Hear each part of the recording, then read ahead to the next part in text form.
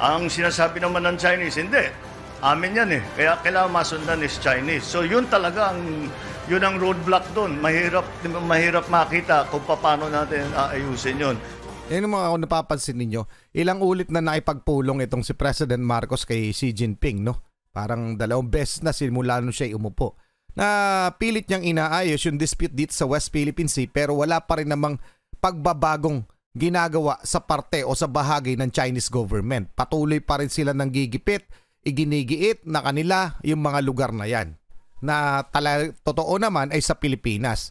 Ngayon, yung oil exploration napakatagal na pong usapin. Dapat nga magjo-joint exploration dyan ang Pilipinas at China. Kaya lang talagang hindi magkasundo yung dalawang bansa dahil nga siguro iba yung hinihiling ng China, iba yung demand nila.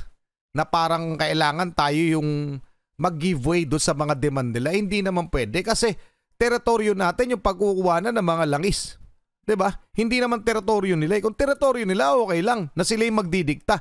Teritoryo natin yung pagkukuha ng langis, dapat nga wala silang kinalaman dyan. Mga karunungan, kaalaman, teorya, kasaysayan, hiwaga, at mga bagong tuklas. Alamin natin. Ito palagay ko magugustuhan ninyo dahil ang ating presidenteng si President Ferdinand Marcos Jr. ay handang manindigan na ipaglaban ang ating karapatan at ang ating mga teritoryo kontra sa ginagawa ng China. Okay, eto yan, no? Commander-in-Chief, kahit magkagera pa, hindi natatakot ang Pilipinas sa China. Ito yung mula kay Melvs Castle. Pakisubscribe siya, pakilike na rin yung video. Game na. Ipaglaban at mapakinabangan. Kung kakapasok lang na balita, hindi takot ang Pilipinas kung magkakaroon man ng malaking gulo.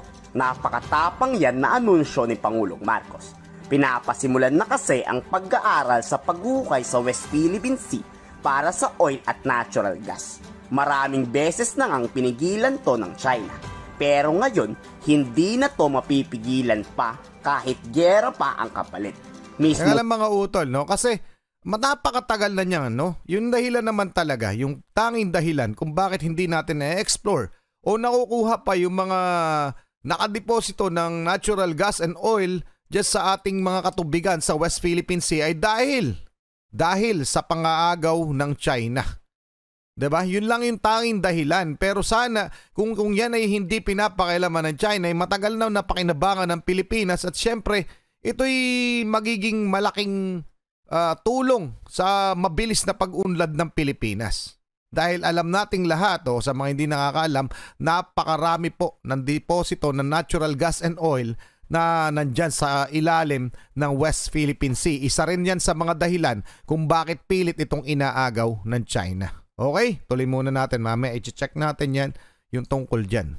Hindi na to mapipigilan pa kahit gera pa ang kapalit.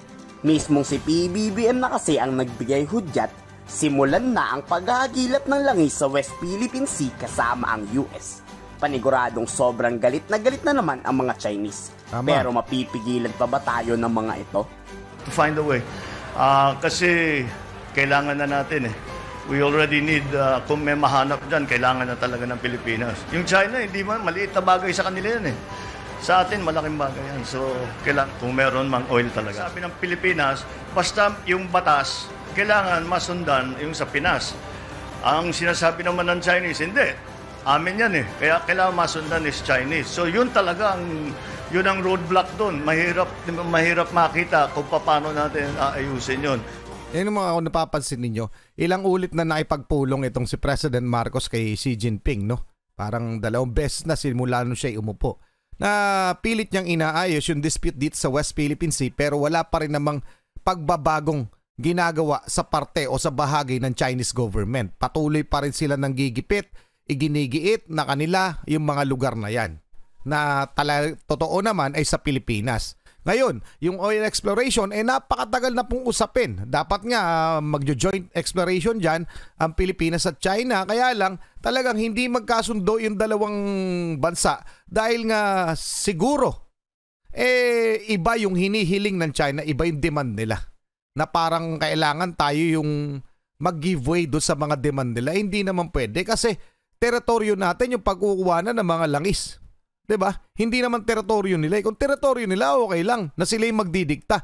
Teritoryo natin yung pagkukuha ng langis, dapat nga wala silang kinalaman dyan. At sana nga, ma-explore na natin gamit yung mga ibang kumpanya galing sa ibang bansa. Hindi yung kumpanya na galing sa China. So that way, talagang mapapakinabangan natin ng husto. Pero itong pakikialam ng China dyan, syempre, yun yung pumipigil para mangyari yung oil exploration. Okay? And to check mga utol, yung pag-utos ni PBBM, ayan, no? Mula ito sa national news, no? PBBM gives go signal on West Philippine Sea oil drilling mula sa Department of Energy. The Recto Bank, also known as the Reed Bank, is the major gas exploration prospect that is being placed in the middle of menacing diplomatic strife in the West Philippine Sea na siyang inaagaw rin to ng China. Apart from foreign relations skirmish with China, the Philippine upstream sector is also afflicted with other major challenges, primarily low prospectivity and weak data on offer blocks to investors, as well as the unresolved case on the income tax treatment for service contractors that is still pending with the Supreme Court. Okay? Pero nag-go signal na si President Marcos. The Department of Energy has conveyed to Congress that President Ferdinand Marcos Jr. has given the go signal to oil and gas exploration and drilling activities in the country, including at the disputed waters of the West Philippine Sea. Napakalinaw po niyan, okay? Itutuloy na yung oil and gas exploration considering the fact na pwedeng magwalang ya itong China. Dapat naman talaga baliwalain na natin dahil hindi naman teritoryo nila yung explore natin, mga utol, teritoryo natin. Dapat wala silang pakialam dyan. Diba? O, paki-comment ang inyong opinion, tuloy na natin. Pero talagang magwawala yung China. Kung hindi maghuhukay ang Pilipinas, pagsisisihan to ng gobyerno sa panghabang buhay. Tama. Mas maganda nang ipaglaban ang ating karapatan kaysa maunahan tayo ng mga Chinese at hindi natin mapakinabangan. Ano sa tingin nyo? Tama lang ba ang pagsugal ni PBBM kahit gera pa ang kapalit nito? Lots of potential, and the longer that the tension is, if we're not able to resolve it, then the more delay we're going to experience from our end. For other countries like China, maybe they're already starting to extract resources there. Then the problem is we're not going to be able to get our fair share from those natural resources. The other important element also is sustainability. Because if that is our exclusive economic zone, we have the authority to regulate who can use it and how we're going to utilize these resources. And one important element of food security is also ensuring the sustainability in the use of these natural resources. So if we're not going to be able to assert our rights, we're not going to be able to establish a regulatory framework on how to extract these resources, then at some point they will be depleted, and that's it. It's a sad story of us not being able to benefit from the resources in the areas where we actually have a sovereign right. Tama, di ba mga utol?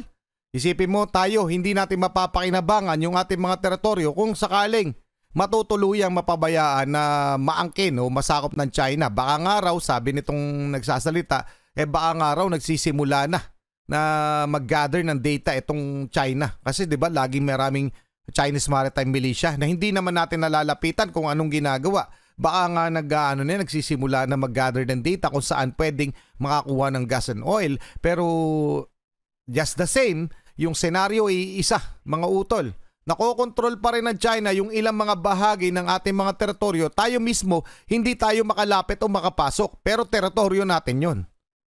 So malaki talagang tsansa na maagawan tayo. Pero yun nga, naniniwala pa rin naman ako sa ating gobyerno na hindi tayo papayag na tuluyan nila maagaw. Pero sana ay magsimula na tayong mag-drill. Okay? Sa ating mga teritoryo. Yung mga kontrolado pa natin. Okay? Tuloy muna natin. So, I think it's very important that we continue to assert our rights over this exclusive economic zone, because this is when you should assess whether threats are really valid.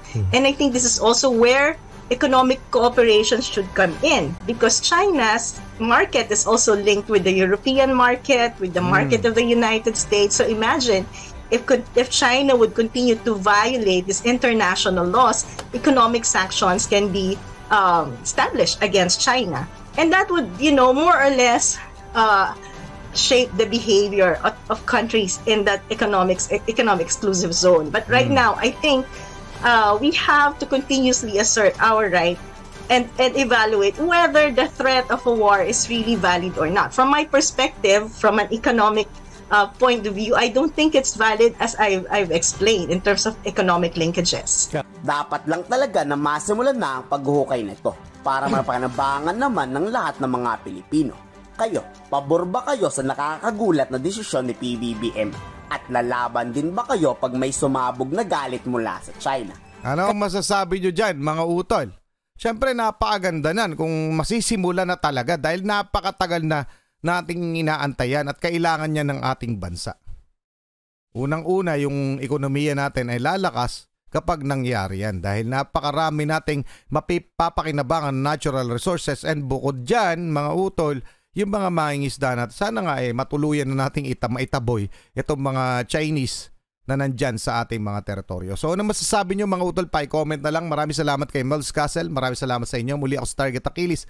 In behalf of the Real South Production, ako nagpapasalamat sa wala sawa niyo pagsuporta. Kayo mag-iingat. Keep safe. God bless. Saludo po ako sa inyo lahat. Maraming salamat po.